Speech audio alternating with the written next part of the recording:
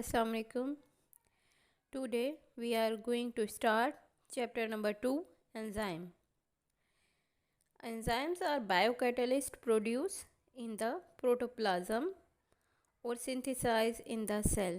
यानी enzymes ऐसे molecules होते हैं जो कि प्रोटोप्लाज्म के अंदर प्रोड्यूस या सिंथेसाइज होते हैं और इनका फंक्शन ये होता है कि ये किसी भी रेट ऑफ रिएक्शन को स्पीड अप करते हैं। यानी कोई भी रिएक्शन जो लिविंग बॉडी में हो रहा हो उसे वो स्पीड अप करने का काम करते हैं।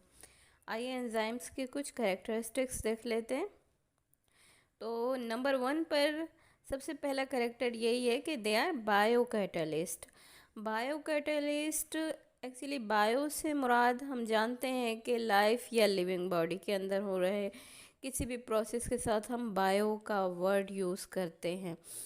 तो बायोकैटलिस्ट का मतलब ये हुआ कि ऐसे मॉलिक्यूल जो कि किसी लिविंग बॉडी के अंदर रेट ऑफ रिएक्शन को स्पीड अप कर रहे हों उन्हें हम बायोकैटलिस्ट कहते हैं। तो एंजाइम दो तरह के होते हैं, एक तो वो कैटलिस्ट कहला सकते हैं अगर वो लिविंग बॉडी के बाहर हों, और अगर लिविंग बॉडी में फंक्शन कर रहे हैं तो वो बायोकैटलिस्ट कहलाएंगे। नंबर 2 पर जो कैरेक्टर है वो है एंजाइम्स के स्ट्रक्चर से मुताल्लिक, यानी एंजाइम्स का नेचर या स्ट्रक्चर किस तरह का होता है। So they are actually proteinaceous in nature. Proteins के बने हुए हैवी मॉलिक्यूल्स होते हैं। हम जानते हैं कि प्रोटीन्स 4 तरह की होती है, यानी primary, secondary, tertiary and quaternary. तो एंजाइम्स एक्चुअली क्वाटरनरी प्रोटीन्स होते हैं, यानी प्रोटीन्स के हैवी मॉलिक्यूल्स होते हैं। अच्छा, एक और बात है कि ये सिर्फ प्रोटीन्स पर भी मुश्तमिल हो सकते हैं और ये प्रोटीन्स के साथ साथ कोई नॉन प्रोटीनेशियस पार्ट भी रख सकते हैं। अगर ये सिर्फ प्रोटीन पर मुश्तमिल हैं तो उस वक़्त हम इन्हें हॉलो एंजाइम कहते हैं, जबकि अगर ये प्रोटीनेशियस पार्ट के साथ कोई नॉन प्रोटीनेशियस पार्ट भी रखते हैं तो फिर हम इन्हें एपो एंजाइम कहते हैं। और नॉन प्रोटीनेशियस पार्ट 2 तरह के हो सकते हैं, एक को फैक्टर कहलाते हैं, एक को एंजाइम कहलाते हैं। और को फैक्टर के साथ भी ये है कि ये 2 तरह के हो सकते हैं। अगर ये फिक्स हों या परमानेंट हों तो इन्हें हम प्रोस्थेटिक ग्रुप कहते हैं, जबकि अगर ये डिटैचेबल हों तो ये को फैक्टर कहलाते हैं। नेक्स्ट पॉइंट है या नेक्स्ट कैरेक्टर है कि एंजाइम्स एक्चुअली सेंसिटिव होते हैं। सेंसिटिव किस मायनों में कि एंजाइम टेम्परेचर को लेकर सेंसिटिव हो सकते हैं, हाई टेम्परेचर पे ये डीनेचर हो सकते हैं।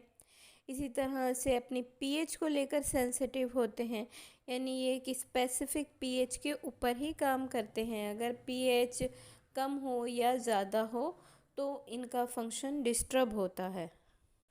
सो हम कह सकते हैं कि enzymes are specific in their nature and functions. एक और कैरेक्टर इनका ये है कि अगर ये जहाँ प्रोड्यूस हुए हैं, जिस सेल के अंदर प्रोड्यूस हुए हैं वहाँ ही फंक्शन कर रहे हैं तो ये एंडो एंजाइम कहलाएंगे। और अगर ये वहाँ से मूव करके outside of the cell work कर रहे होते हैं तो फिर ये एक्सो एंजाइम्स कहलाते हैं। एक और ख़ास बात एंजाइम से मुतालिक ये है कि ये हैवी वेट मॉलिक्यूल्स होते हैं और एक्चुअली ये अपने सबस्ट्रेट के मुकाबले में साइज़ में काफ़ी बड़े होते हैं। साथ ही साथ एक और ख़ास बात है कि एक्चुअली ये साइज़ में तो बड़े होते हैं लेकिन इनकी क्वांटिटी बहुत ही कम मिक़दार में रिक्वायर्ड होती है। कम मिक़दार में रिक्वायर्ड होने की वजह एक ये भी है कि ये रिवर्सिबल होते हैं, यानी अपने रिएक्शन को कैटेलाइज करने के बाद ये दोबारा जितने थे उतने ही वापस हो जाते हैं, ये यूज़ नहीं हो रहे होते हैं रिएक्शंस के अंदर, यानी कि they remain chemically unchanged during and after the chemical reaction. Next point ये है कि एंजाइम की एक्टिविटी समटाइम कुछ ऐसे सॉल्ट या आयंस होते हैं कि उनसे एसिलरेट हो जाती है या इंक्रीज़ हो जाती है।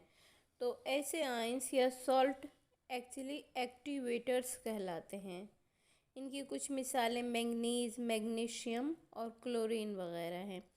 और साथ ही साथ कुछ ऐसे फैक्टर्स भी होते हैं जिनकी वजह से एंजाइम की एक्टिविटी इनहिबिट होती है। और इनकी मिसालें substrate concentration, enzyme concentration, temperature या पीएच वगैरह है।